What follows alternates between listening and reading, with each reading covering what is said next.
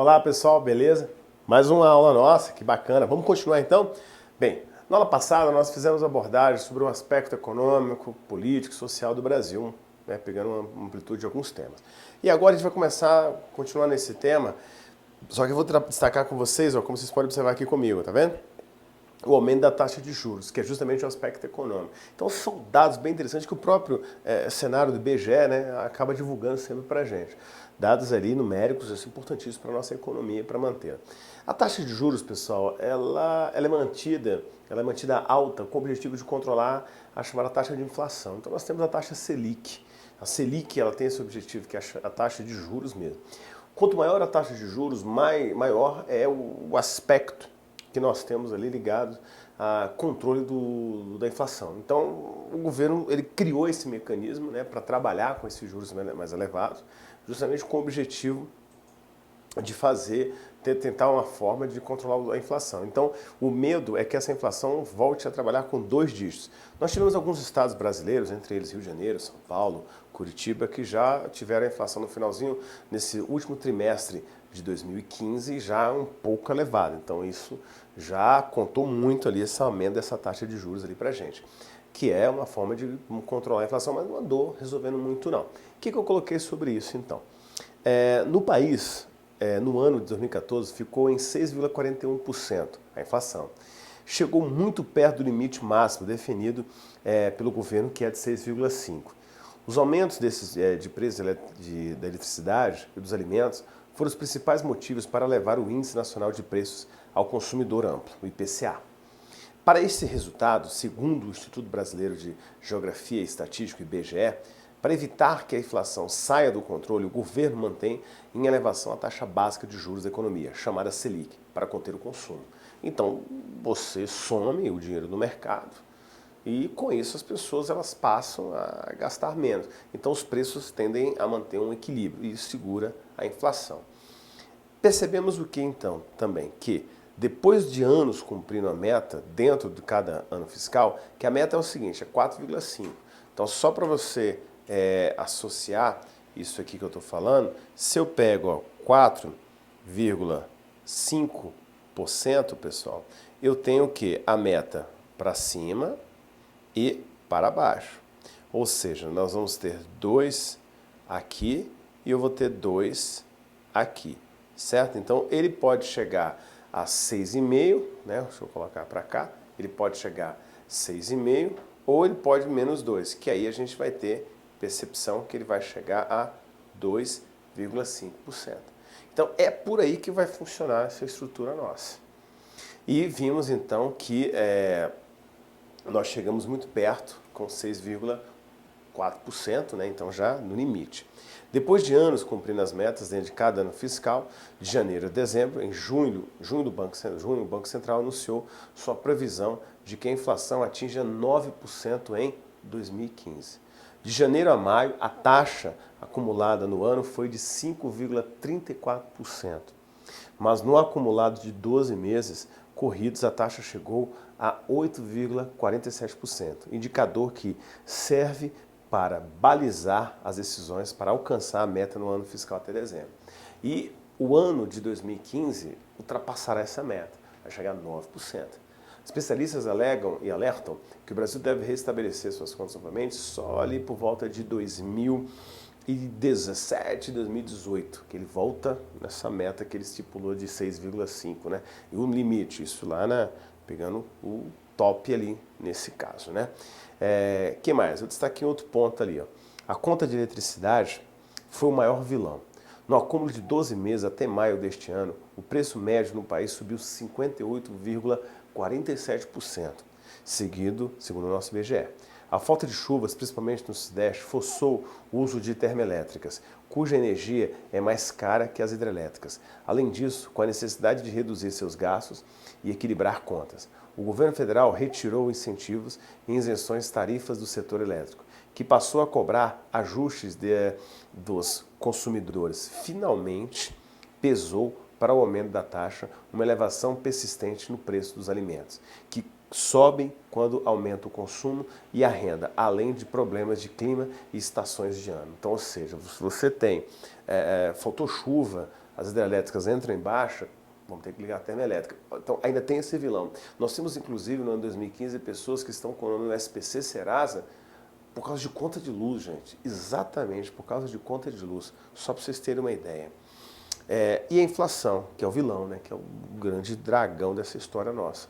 A palavra inflação deriva do verbo inflar, e indica o crescimento médio dos preços de produtos e serviços. Ela diminui o valor de compra e do dinheiro, que é o principal valor da economia, usada para definir a produção e troca de todas as mercadorias.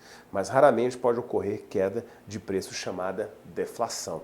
Então, que é o contrário, né? Então, isso aí é muito pouco provável, muito difícil acontecer. Mas já aconteceu, mas é pouco provável, né?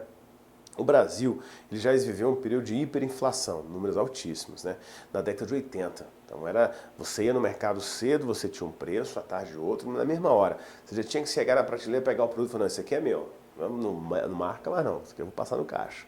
Tá? A taxa de inflação cresceu de forma descontrolada, até culminar com um índice de 2.477% em 2003, isso ao ano, né? Isso significa que os preços multiplicaram-se, na média, por quase 25 durante aquele ano. A inflação foi controlada com o Plano Real, a estabilidade financeira retomada, né? O país estava longe do descontrole da inflação. Existe o temor de que quanto mais tempo ele permanece subindo, mais resista às medidas para controlá-lo. Então você tem esse desequilíbrio, né, constante desse aspecto da inflação, que é o fator que o governo tenta fazer o controle o tempo todo. Por isso que o aumento da taxa de juros passou a ser preponderante nessa nossa história toda.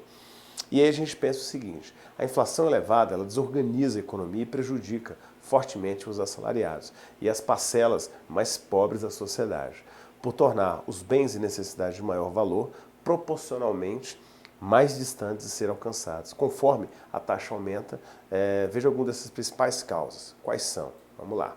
Então destaquei base monetária, como vocês podem estar observando ali, né, onde a gente tem aumento a quantidade de dinheiro, a circulação. Isso ocorre quando cresce a economia, renda de população ou os investimentos do governo e das empresas nacionais estrangeiras. Está ocorrendo no Brasil desde os meados do ano 2000. Então você tem essa base, o aumento dessa quantidade de dinheiro em circulação. Então o Brasil ainda teve esse alavancar nesse cenário nosso, né? Nós temos o aumento do consumo, oferta, produtos, serviços, inclusive a população. Quando melhorou a qualidade de vida do povo brasileiro, você já teve uma ascensão dessa questão do preço. Então o povo passou a ganhar mais, passou a vigorar um pouco mais de recursos, né? Oferta de produtos e serviços menor que as necessidades, quando há um consumo crescente, que não é acompanhado por uma oferta correspondente de produtos e serviços, os preços tendem a subir porque muita gente quer comprar. É o que se verifica com as frutas, legumes fora de época de produção ou quando há quebra de safras. Então você tem essa estabilidade constante acontecendo, por isso que os preços, o consumo aumenta, procura demais, mas o preço é determinante. Então se o preço cai de determinado produto, aí você tem um incentivo ali dentro. Então o que vai acontecer? A oferta, né? A procura. Oferta, procura o tempo todo. Nós temos também a defasagem cambial, câmbio é o dólar, lembra? Então o Brasil geralmente trabalha com o dólar, sempre, não só nós, mas o mundo inteiro. A defasagem cambial, desequilíbrio da taxa de câmbio, que altera o valor de bens importantes, exportados em moeda estrangeira. Em meados de 2015, o real já se desvalorizou 30% em relação ao início de 2014. Subiu R$ 2,4 para R$ 3 a compra de $1. Quando nossa moeda se desvaloriza, fica mais caro comprar produtos importados e também componentes importados, necessários para a fabricação de produtos brasileiros, como máquinas, peças, insumos agrícolas e outros. Produtos, inclusive, final de ano. Lembra lá, castanhas, castanha portuguesa, bacalhau e tantos produtos, vinhos, chegam muito mais caro no Brasil. Então, fica inviável determinados produtos serem adquiridos por brasileiro convencional comum, né? Nós temos o combate de tudo isso, né? Para conter essa inflação toda, o governo tem aumentado a taxa básica anual de juros, chamada taxa Selic. O Banco Central, por meio do Comitê de Política Monetária, o Copom, o famoso Copom, é o responsável por estabelecer a Selic e as previsões de inflação. Após atingir o menor índice da série histórica em 2012, a Selic chegou a 13,15%. Só um detalhe, hoje, findando 2015, mês de outubro, novembro, dezembro, a perspectiva da Selic ela vai se manter na casa dos 14%. 14,25, tá? Então ela está nesse patamar aqui, a Selic, ela está em 14,25 hoje em dia aí. O que mais? Olha lá. Além das medidas do Banco Central, ele pode também dificultar o crédito, por exemplo, limitar o número de prestações à venda de diferentes produtos no varejo, inclusive financiamento de automóveis, né, exemplo. Também pode liberar sem taxas a importação de produtos em falta no mercado, controlar ou proibir a exportação de produtos essenciais fabricados no país, tabelar ou congelar preços, entre outras medidas, justamente para tentar fazer esse controle inflacionário. Virou notícia, a gente anota aqui, a gente destaca aqui. Então o que eu coloquei como notícia para vocês aí? Ó, calote na conta de luz dispara com o aumento das tarifas. As altas das tarifas e da inflação em geral, combinadas com a retração da economia e com o aumento do desemprego, deixam as famílias com menos dinheiro para pagar as despesas básicas, como luz, telefone e água. No mês passado, o atraso no pagamento das contas de energia elétrica e de telefone cresceu, o dobro da variação média da inadimplência, em geral do consumidor, na comparação com mais de 2014. Então a gente percebe que houve uma diferença. E isso, inclusive, como eu falei para vocês lá no começo, está levando o cidadão a gastar mais. E com isso, muitas pessoas não estão nem dando conta de pagar a própria conta de luz. Aumento da inflação, aumento dos custos, difícil, e desemprego também junto, entra nesse contexto todo. Bem, falamos então desse aspecto econômico. Vamos lembrar então do aspecto das manifestações contra o presidente Dilma. A presidente Dilma, gente, ela já tinha enfrentado em manifestações no ano de 2013. Em 2013, então, nós tivemos ali, começando por São Paulo, 20 centavos a população foi às ruas. E naquele mesmo momento, várias pessoas levantaram várias bandeiras, entre elas melhorias na educação, melhorias na corrupção, baixa corrupção, melhorias na saúde, segurança. E o governo começou a tentar estabelecer alguns detalhes para melhorar essa qualidade toda. Essas primeiras manifestações, elas foram até de cunho pacífico, né? Foi o momento que o Brasil acordou, inclusive surgiram os black blocs, aí foi o momento mais distoante. Mas em 2014, nós tivemos manifestações já pró e contra o governo. Quando o governo ele ganha e começa a mudar a casaca e fazer outras atitudes, aí é onde você tem esses aspectos negativos da coisa. É onde as manifestações que estavam divididas, elas começam a se unificar contra a presidenta Dilma. E o Brasil começa a enfrentar uma subida de dificuldades. Olha como é que isso aconteceu. Destaquei para vocês aí. Ó. Manifestações contra Dilma. Após ser reeleita em 2014, na votação presidencial mais acirrada desde a redemocratização do país, Dilma iniciou seu segundo mandato sob intensa pressão.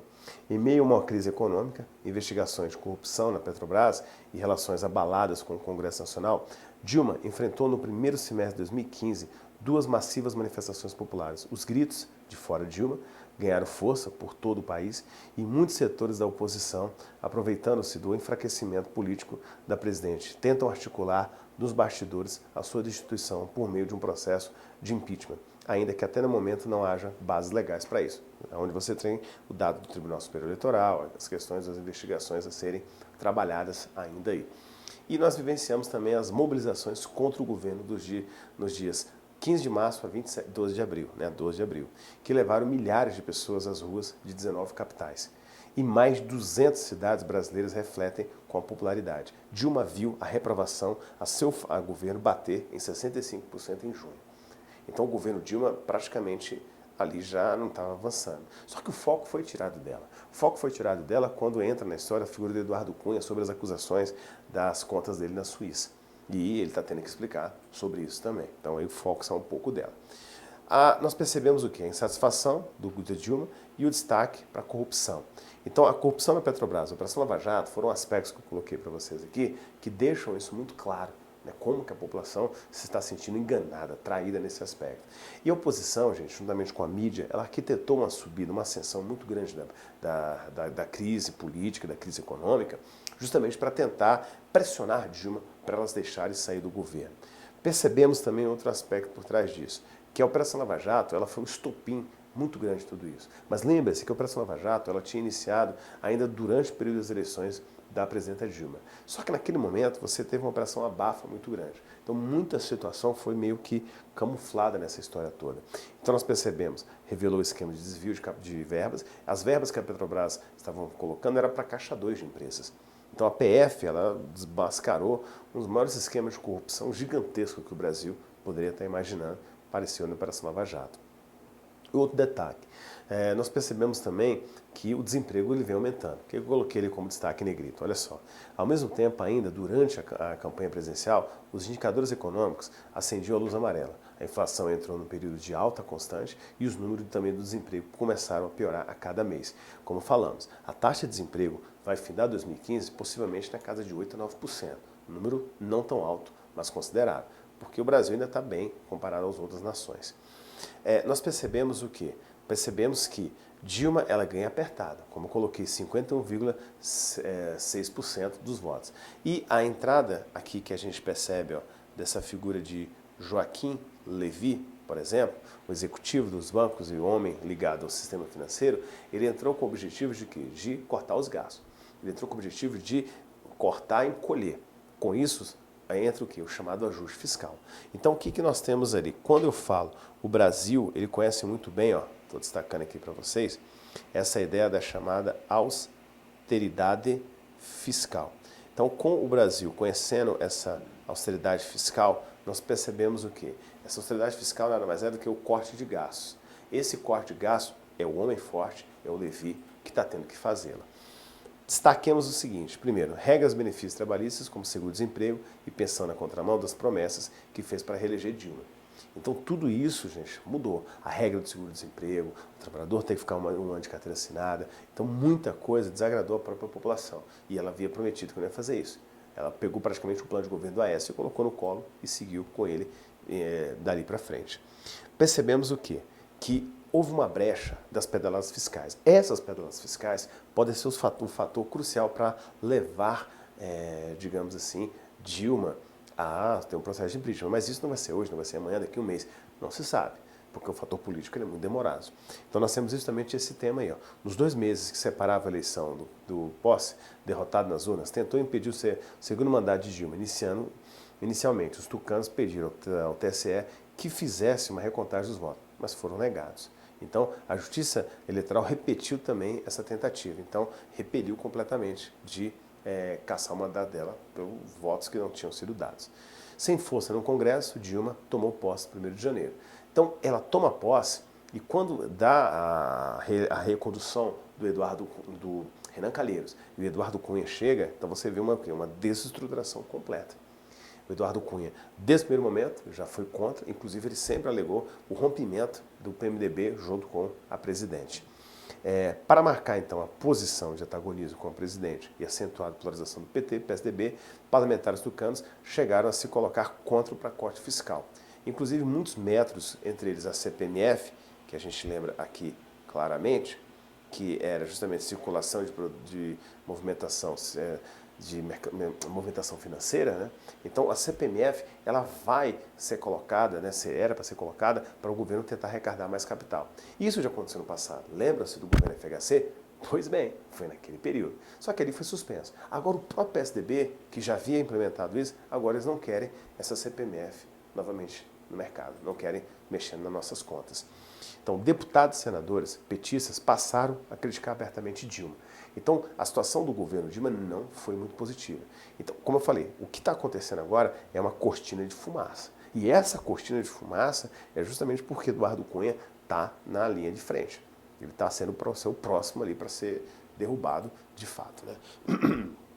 Destaquei também Cunha, como eu falei para vocês, Renan Calheiros, né, que são hoje oposições, apesar que Renan Calheiros, nessa história toda, ele puxa a sardinha ali para a figura da Dilma, colocando meio que um acordão. Cunha ainda está relutante nesse nosso cenário.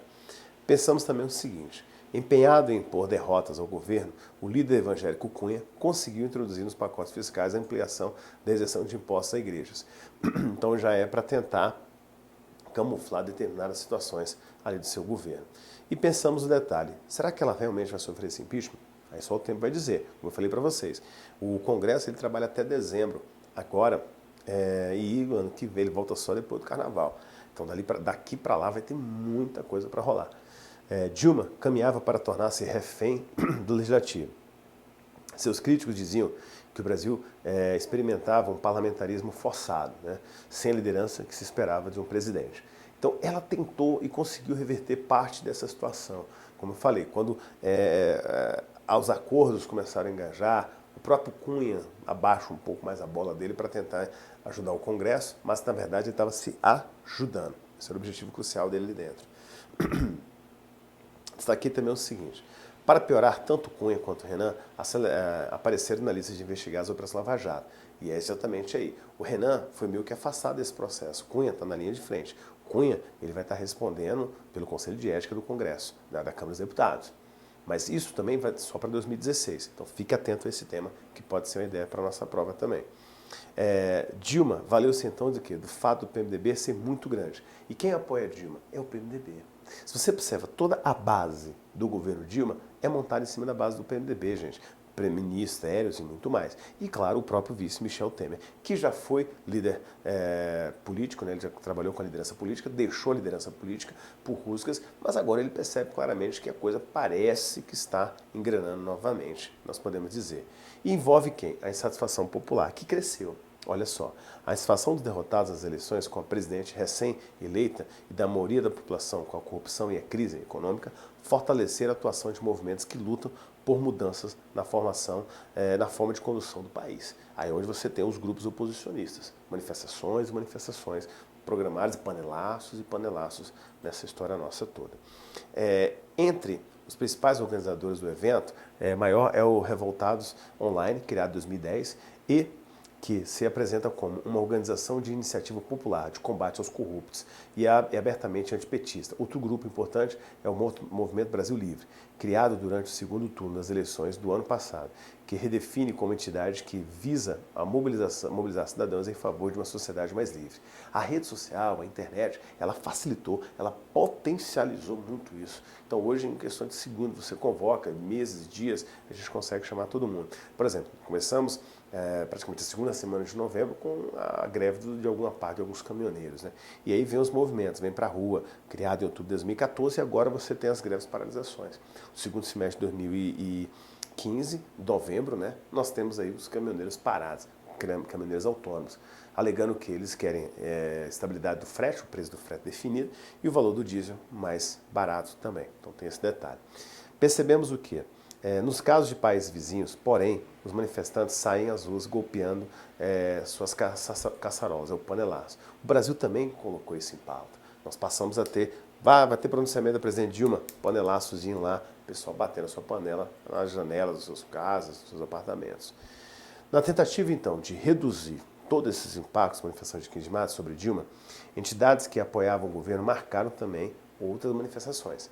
Manifestações de confronto. Só que, é claro, as manifestações do governo, gente, é a turma da CUT, a turma do que trabalha, o trabalhador, e a turma do MST, que também está junto. Então, houve alguns fracassos ali dentro, mas uma tentativa de mostrar que o povo, parte da população, está com Dilma nesse detalhe todo.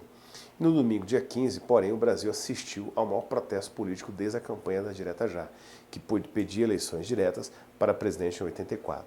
Os atos, né, contra o governo tomaram as ruas em 19 capitais e mais de 200 outras cidades brasileiras. Então as manifestações se espalharam, né? São Paulo, palco da maior dessas manifestações. Usando predominantemente roupas em verde e amarelo, como a camisa da seleção brasileira, os manifestantes protestaram contra a corrupção. E é claro, acerca também, lembrando, da Operação Lava Jato, como a gente pode destacar aí também. E o menor escala, você ainda teve grupos que levantaram voltas militares, mas mobilizados o suficiente para se passarem despercebidos. Alguns grupos reviveram fantasmas do passado, como apelos pela volta dos militares do poder, como forma de moralizar a gestão pública ao pedido de intervenção militar. Também somaram-se propostas de leis conservadoras que anulem avanços conquistados e até justificam para a tortura, ou seja, não é por aí. As manifestações populares é basicamente como colocar o Brasil, chamar os militares é retrocesso puro, né? É muita gente que não viveu aquilo. E o sucesso das manifestações levou organizações a marcar um novo para o mês depois, em 12 de abril, vamos ter um novembro, vamos ter no final do ano, findando também com essas manifestações ainda contra Dilma, impeachment, né? E o governo tentou dar uma resposta rápida para tudo isso, né? 15 de março, a alta cúpula do governo tentou mostrar que não é por aí, o governo está tentando fazer atitudes, a crise não é muito mais econômica, a crise também tem um cunho político muito forte, isso também ficou um pouco claro para a gente. E para alguns membros do governo, os atos não passavam de um terceiro turno. Que aí entrou aquele discurso, não, o Aécio Neves e o PSDB está no chamado cenário de quê? De golpista, né? Mídia golpista, que eles começaram a chamar ali para nós. Passada a fase mais aguda dos protestos, o governo tentou reverter o clima de pessimismo, propondo uma agenda econômica mais positiva. Mas aí essa agenda econômica, gente, ela perpassa em cima de quem? Ela perpassa em cima de infraestrutura, alavancar as exportações. Isso é o máximo. E outra, vender, porque a economia, podemos dizer que ela está o quê? Está estagnada. O destaque também se deu na situação periclitante da Dilma, quando a gente fala em pedaladas fiscais. Aí onde vai ter o controle lá. Como a insatisfação popular por si só não é suficiente, o governo pegava recursos dele próprio e autofinanciava. E isso caracterizou como pedaladas fiscais. A pedalada, como eu destaco, é o nome dado a uma manobra que teria sido executada pelo governo federal para dar a impressão de que as contas públicas estão mais equilibradas do que a realidade. Segundo a denúncia, o governo Dilma atrasou o repasse de verbas para bancos oficiais, como a Caixa Econômica Federal e o Banco do Brasil, que seriam destinados a programas como Bolsa Família, o Seguro-Desemprego e o abono salarial. Com essa manobra, o governo segurou o repasse de 40 bilhões de reais, melhorando artificialmente a situação dos gastos governamentais. Os dois bancos públicos acabaram cobrindo as despesas com os programas, ou seja, isso foi financiamento. Sobre a lei de responsabilidade fiscal, não pode acontecer de forma alguma.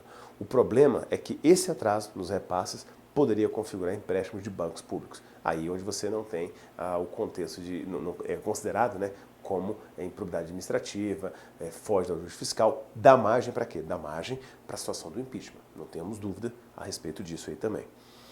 Pensando nisso, o TCU recomendou, né, não aceita as explicações do Dilma, porém ele vai querer o pagamento, só que não definiu como que esse pagamento vai ser feito ainda. Se pode ser de uma vez só, se pode ser parcelado. O interessante isso foi no mandato de 2014. E o mandato de 2015, professor? O mandato de 2015 ainda está acontecendo, né, que é a partir desse mandato. Porém, o governo já deu sinais que também está fazendo essas pedaladas fiscais. Saiu na imprensa, a gente destaca aqui. O que eu coloquei aí? A maioria foi às ruas contra a corrupção, diz Datafolha.